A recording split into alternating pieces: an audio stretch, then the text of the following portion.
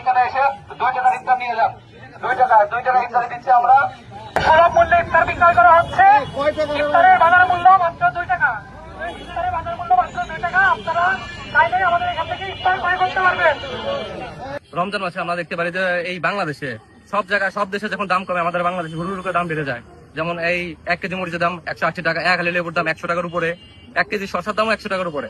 কিন্তু এই কথা চিন্তা করে আমরা গতবার আমরা 5 টাকার ইফতার দিচ্ছি সারা রমজান ধরে, ওই 5 টাকাটা কমায় 2 টাকায় দিচ্ছি। যখন আমরা এই মেন রোডের পাশে এই 2 টাকার হোটেলের ইফতারি দিচ্ছি, কারণ এখান থেকে যখন মানুষ রাস্তা দিয়ে যাবে, যখন আমাদের ইফতারিটা নিয়ে 2 টাকা দিয়ে কিনে নিয়ে খাবে, তখন বলবে না কিছু একটা তো দাম কম আছে।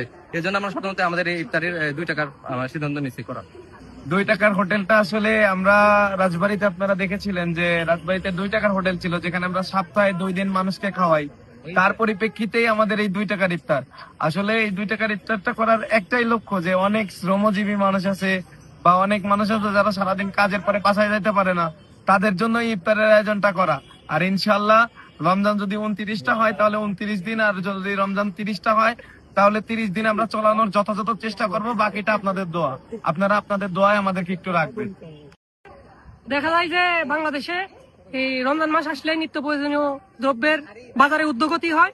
সেখান থেকে আমরা চিন্তা করলাম যে আমরা আমাদের একটা দোকান দিব, যে দোকানটা হবে ভিন্ন ধর্মী, যেখানে দেখা যাবে যে রমজান মাসে আমরা আমাদের একটি দোকানে যে পণ্যটা বিক্রয় হবে তার মূল্য হবে বাজার মূল্যের থেকে অনেক কম। সেখান থেকে আমরা গতবার 5 টাকা ইফতারি নামে আমাদের দোকান দিয়েছিলাম। পরবর্তীতে আমরা 2 টাকার হোটেল চালু করেছিলাম। আমরা সেই একই সদস্য যেহেতু আছি, এইবারও আমাদের ইফতারি দোকান কার্যক্রম চালু রয়েছে।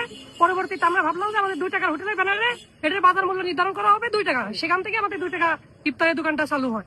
এবং দেখা যায় যে আমাদের এই 2 টাকার ইফতারের দোকানে যারা ক্রয় করতে আসে, বেশিরভাগ লোকই তারা হচ্ছে নিম্ন আয়ের লোকজন, এবং 2 টাকা ব্যানারে লেখা দেখে তারা একটু বেশি আকৃষ্ট হয়, এবং দোকান চালু করার সঙ্গে সঙ্গে দেখা যায় আমাদের দোকানের পণ্য বিক্রি হয়ে যায় বা আমাদের দোকানের ইফতারি সামগ্রী থেকে বিক্রি হয়ে যায়।